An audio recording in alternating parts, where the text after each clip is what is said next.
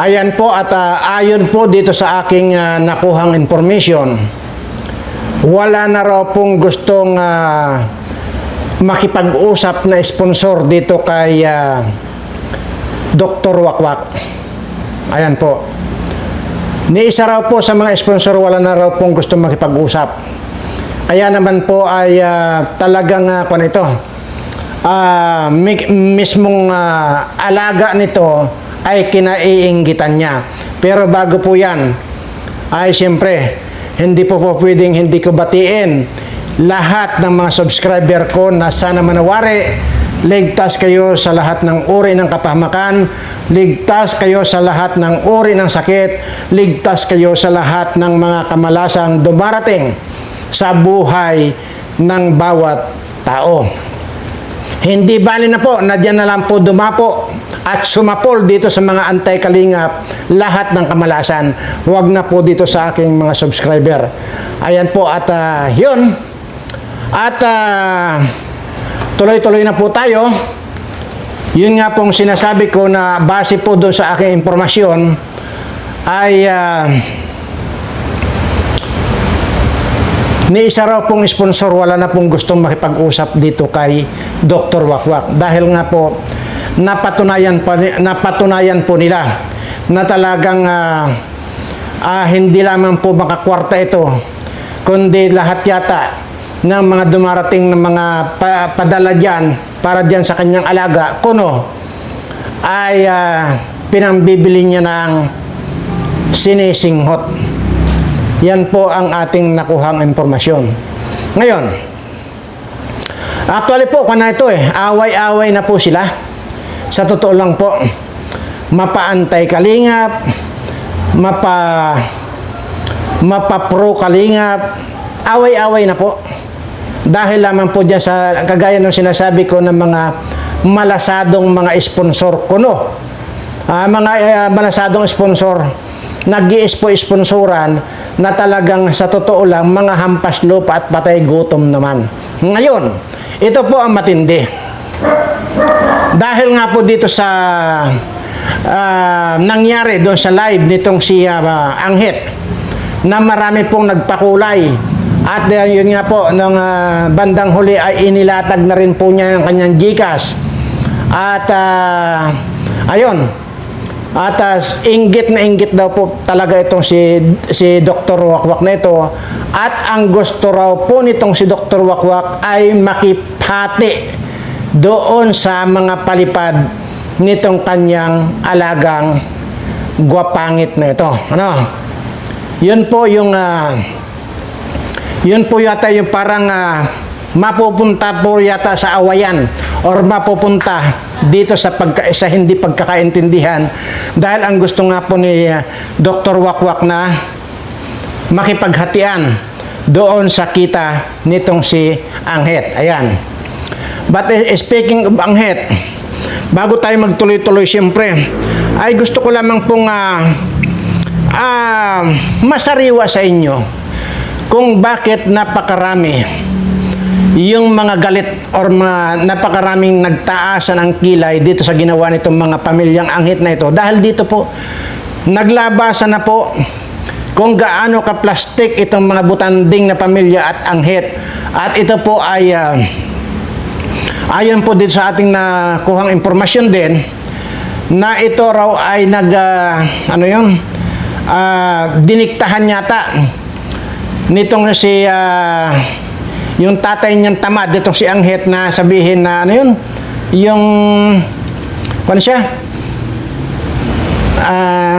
hindi na makakilos, anong tawag doon, anyway, basta kumbaga abnormal na itong tatay niya. At kaya maraming naawa na mga sponsor dati dito dahil doon sa kanyang pagsisinungalingan. Yung pala, katamaran lang pala, no nagkaroon na ng kwarta, ayon, maging malakas na, nakapaglakad na ng maayos at nakakapagsabong na. At ayun, ito po muna para lang po malaman ninyo, no? Ito po yung kahayupan itong pamilyang to, no? Yan. Ha? Si nanay, pinaiyak niya si nanay. Nay, ikaw, nay, anong gusto mo sabihin, nay? Maraming salamat po sa tulong na sila makatanggap ng Oh. Yan na po si Butanding. wala ko masasabi sa mga talagang mag-isa lang po ako na tataguyod ng ano namin. Maraming salamat po. Kaya Oh, eh? Nag-iyak-iyakan ang putang... Nag-iyak-iyakan dahil ang sinasabi niya, siya lang daw mag-isa ang tumatagtataguyod sa kanyang pamilya dahil nga do yung asawa niya ay may tawag yan yung bedridden na raw na hindi naman pala. Kaya marami pong naantig ang puso, kaya marami pong tumulong diyan. Ayon. May tawag may sinasabi sila Nalimutan ko lang, basta bedridden na. Kumbaga inutil na. Hindi na makakuan, wala na. Tapos nung nagkapira, unti-unti na nagparautog. Ayon, nanganak na naman itong Butanding na ito. So kung na pala yan, kung bedridden na, bakit pa nakakayog dito sa kanyang asawang Butanding at nagkaanak pa? 'Di ba? Ayan, paiyak-iyak ang sinasabi, siya lang daw mag-isa ang nagtaguyod dito sa kanyang mga anak. At ito raw mga anak niya, naglalakad daw yan ng 3 kilometro or 2 kilometro ang nilalakad yan para lang makapunta sa eskwelahan. Iyak-iyak pa siya. Tapos ngayon, ano sabi? Hindi raw niya kailangan ang tulong dahil wala naman daw silang nilalapitan na magsabi na tulungan sila. Pero doon sa makikita nyo sa video, parang kala mo ay talagang magaling lang magdrama. Hindi lang mabantot ang kilikili, magaling pang magdrama. At yun. Kaya nga nagtaka yung mga Kalingap boys. Yung sinasabi nga na bedridden na yung si Tamad. Pero nakaanak pa. Di ba? Nakaanak pa ang putang ina. At ngayon, walang ginawa kundi magparautog. At ang sinasabi nga dito ngayon, para doon sa pagla-live niya, salamat po doon sa mga nagpapakulay dahil nga po para mayroon akong pangtostos sa pamilya ko. Imaginin mo, hindi lang niya masabi na sa pamilya ko, lalo na dito sa tatay kong Tamad, na parautog at parautot na parautog pa. At para sabong pa. Ayan. At dahil dito sa mga pakulay dito kay Anghit, ay gigwan naman ito. Sobrang inggit naman itong si Dr. Wakwak. At yun na nga ang sinasabi niya na dapat daw lahat daw ng kikitain ni Beyonce kailangan daw ay hati sila. At doon nga po yan medyo nagkakairingan na po sila. Dahil dito po kay Dr. Wakwak, wala na po ultimo magpakulay po sa kanya, wala na po nagpapakulay sa kanya. Wala na po. At maging doon sa mga sponsor, kasi nabisto yata nila na yung mga binibigay nila tungkol dyan sa simbahan na yan, wala pang 50% ang napupunta sa simbahan at mas malaki yung napupunta sa kanya para mayroon siyang pangbisyo. Ayan po at na-discover ng na-discover po ng mga sponsor yan. Anyway, kaya ko po nasabi, yung sila anti-Kalingap ay nagbabakbakan na itong mga anti-Kalingap at itong mga Kalingap, So, may napanood ako na yung isang gaga rin na matanda rin na hindi makapagsalita ng madahan kundi laging pasigaw. At habang nagsasalita, umuusli-usli yung kanyang tinggil. Yung kumbaga, parang ulo ng pagong na habang nagsasalita siya na pagkalakas-lakas, umuusli-usli yung ulo. Yan po, tinggil po niya yung umuusli-usli. Yan po yan yung si Gloria Rabandira po ang channel niyan. Yan po yan. At ang sinasabi, pero iba po yung nagsasabi na tanggalin ko raw yung salamin ko. Kailan ba ako nagsalamin? Sa introduction lang po ako nagsasalamin. Kagaya po nito, tanggal na po. All the way na po yan hanggang matapos itong video ko, nakatanggal po ang salamin ko. Talagang pinagnanasaan ako nitong si Pukingking. Talagang masama ang tama. Masama yung pagkalibog nito sa akin. Talagang grabe. Ang imaginin mo, tanggalin ko raw yung salamin.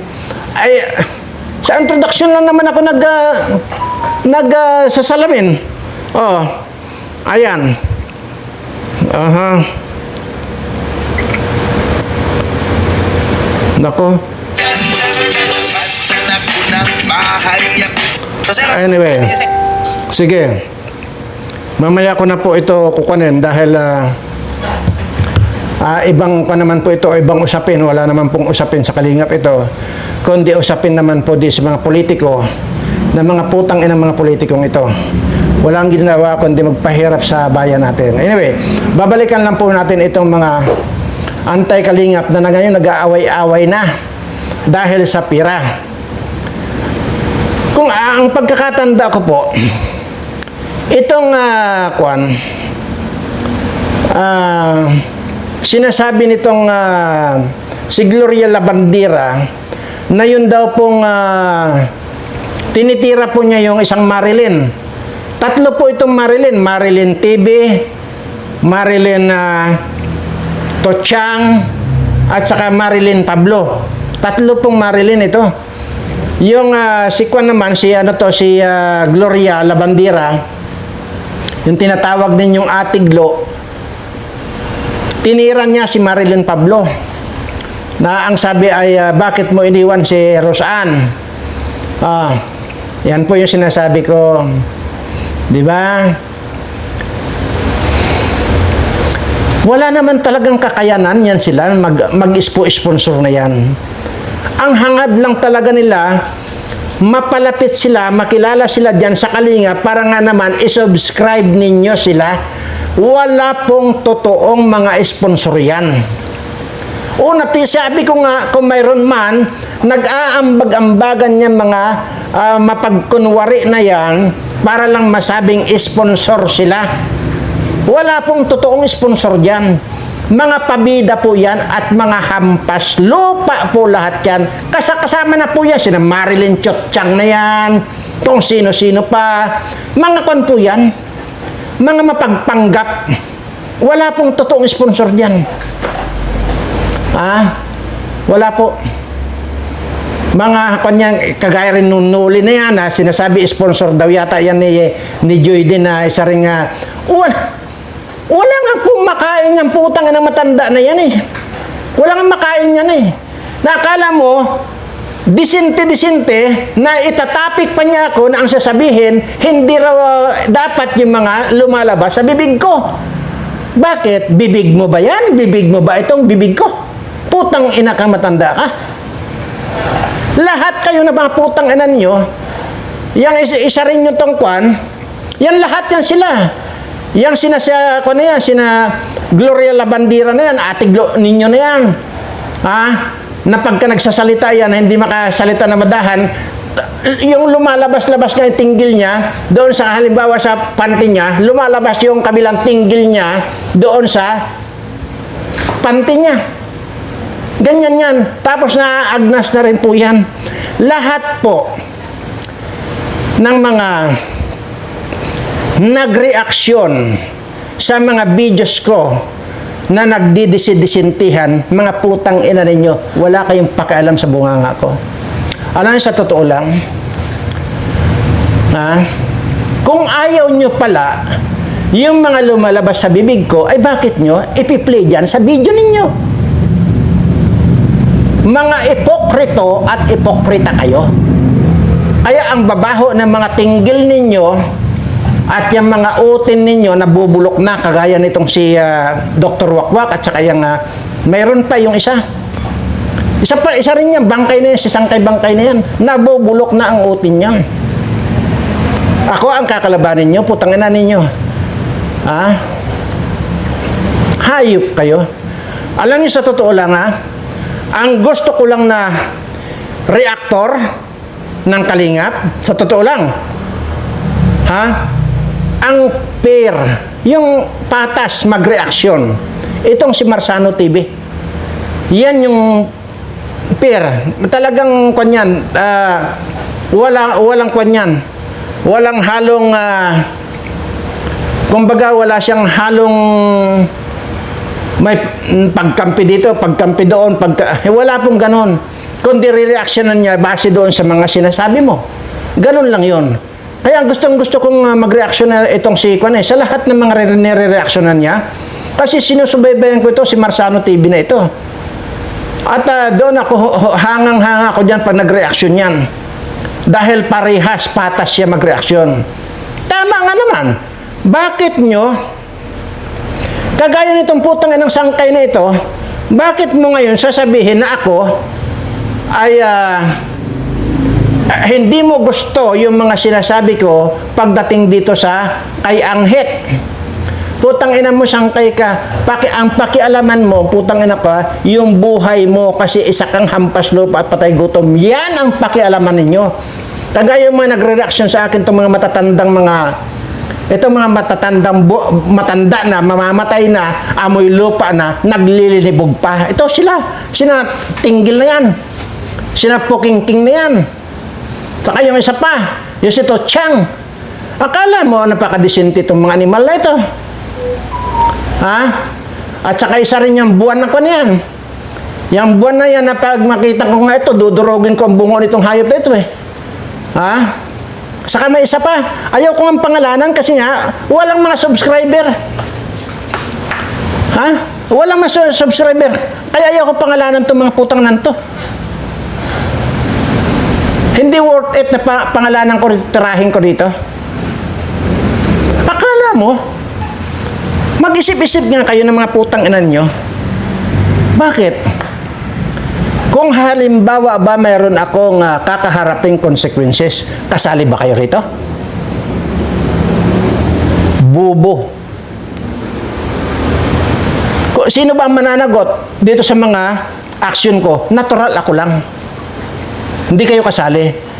Kung magre-reaction, kaya mo napakadisentin mga po. Ako, kung ganito, sobrato below the belt nitong putang inan to. Bobo. Kayong mga putang inan, itong mga babae to, na mga matatanda na malilibog pa sa kambing, hayop kayo. Huwag ako. Kagaya nitong si Pukingking nito, hindi lang niya makuha sa Kinred. Diretsahan na niya sinabi na pag-uwi raw niya, pupuntahan niya dyan sa Daet si Kinred. At ipapa-sob-sob daw niya yung mukha ni Kinred sa kanyang Pukingking. Sa tingin mo,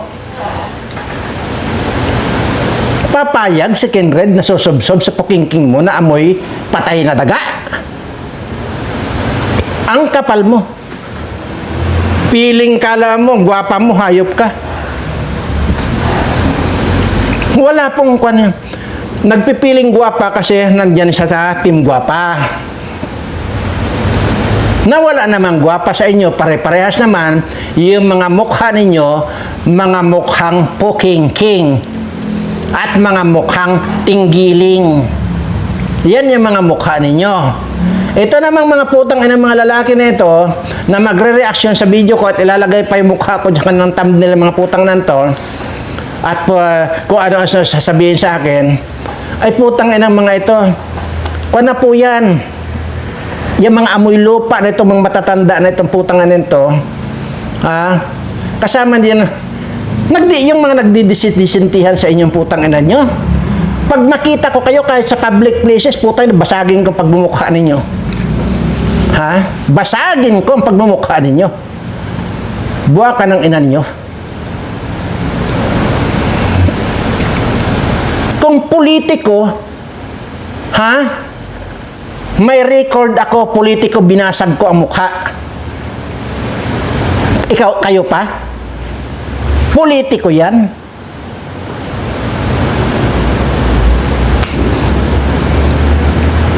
Tanginan nyo Hindi niyo pa ako kwan. Wala, pero ayoko magpakilala sa inyo. Makikilala niyo lang ako pagka binasag ko ng mukha ninyo. Niwala kayo sa akin.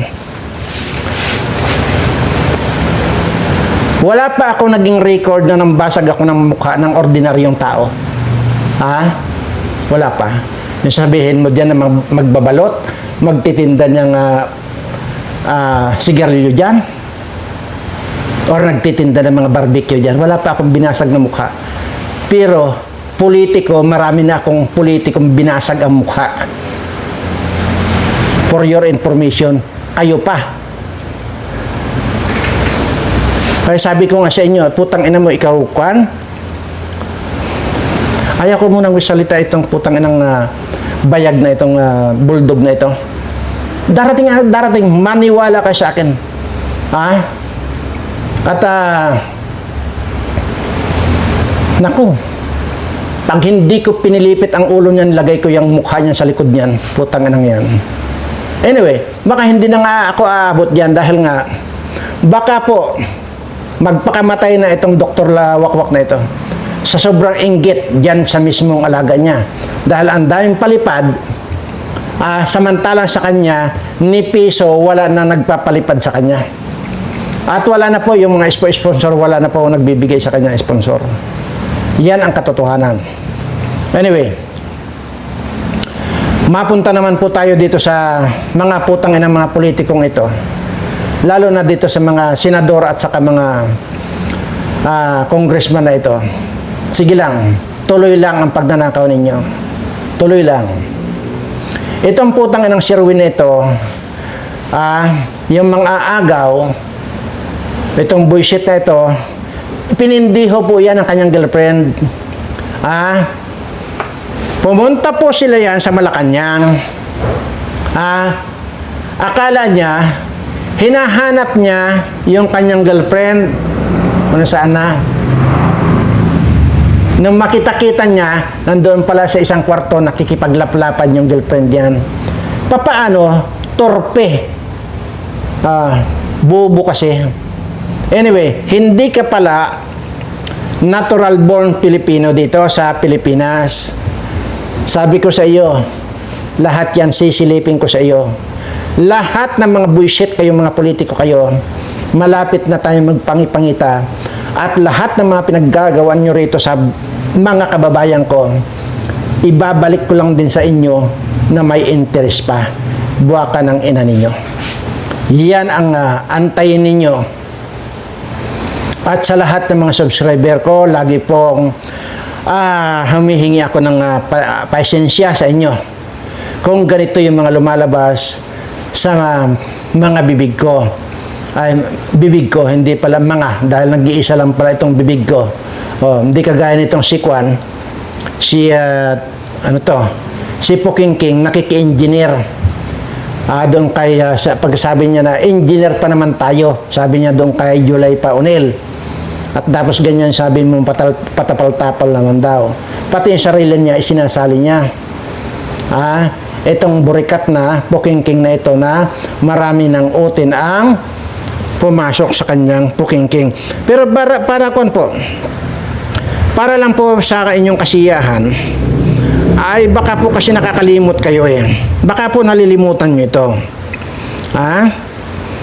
At ito po Isira ang Puking King ko. Dahil walang bata, lumabas. Bilat ko ay para lang na disgrasya ng mga pututoy. Aminado itong putang inang malandi na matanda na ito na maraming utin ang pumasok sa kanyang Puking King. Pero sinasabi pa niya na disgrasya daw. Hindi disgrasya yun. Talagang malibog kang matanda ka. Kaya nga, ang tawag ka sa iyo ni Kinred, crispy na yung bilat mo. Alam mo, ang pwede lang gumitara dyan sa iyong tinggil Puking King, ito si Dr. Love. Dr. Wakwak. Yan lang ang pwedeng gumitara. Pero kami ni Kinred, no way. Baka doraan pa namin yung pagmumukha mo, yung kapangit mo na yan. Na para kang isda na gurami. Yan ang mukha mo, parang isda kang gurami. Yan. Puking King. Tanggalin ko raw yung salamin ko. At para daw mapatunayan kung talagang wala raw, hindi raw magaspang yung mukha ko. Ayan, nakatanggal ang... Sinasabi ko nga, kung may iposta ka, mag-iposta mo na. Ha? Dodoblihin ko yung iposta mo. Magposta ka 1 milyon, dodoblihin ko. Gagawin kong 2 milyon. Kung may masalat ka na kahit katiting lang dito sa mukha ko. Halimbawa dito sa kanwa, ay samantalang itong palad ko, ang kinis-kinis niya, no? Pukingking. Pero, pag sinalat ko yung mukha ko, wala akong masalat dyan. Ngayon, kung gusto mo makipagpustahan dahil pinapatanggal mo yung salamin ko, ay nakatanggal na. Kung mayroon kang 1 milyon, sabagay, putang ina, itong mga putang ina, mga patay gutom to eh. Anong pamumusta na itong mga hayop na ito? Mga hampas lupa itong mga hayop na ito. Pero kung, sige, baka malay natin kung may magpautang sa iyo. Di ba? Magposta kayo 1 milyon. Ang iposta ko rin, 2 milyon. Pagka yan ay may nasalat kang kahit nakatiting na naramdaman ka na sumabit sa palad mo, talo ako, yung 2 milyon sa iyo. Pero kung wala akong masalat, ay siyempre yung taya mo sa akin. At yan naman yung pambibigay ko dito sa mga subscriber ko. Ganun lang yun. Kasi lahat ng hamon ko rito na mga postahan na yan ay hindi napupunta dito sa palad ko. Kahit kailan. Walang pumunta dito sa palad ko. Walang akong hinawakan sa lahat ng pakikipaglaban ko ng postahan. Kaya sanay ako nakikipagpostahan dito. Kaya kung sabi ko nga, kung panoorin yung video ko, lahat itong mga kawatan ng mga congressman at saka itong mga senador, itaya na nila lahat yung mga kayamanang pinagnanakaw nila. Dodoblihin ko, triplihin ko pa para may meron akong maibalik dito sa mga kababayan natin. Kasi alam ko, ang pirang yan ay galing sa kaban ng bayan yan at pira yan ng taong bayan. Kaya babalik ko lang din. Para malaman ninyo at recorded ito. 2 beses na akong nakipagpustahan ng kabit kordon. Ano yung kabit kordon? Talian ng kadina yung baywang ko. Yung kalaban ko, tatalian din ng kadina. Ibig sabihin, walang mabubuhay.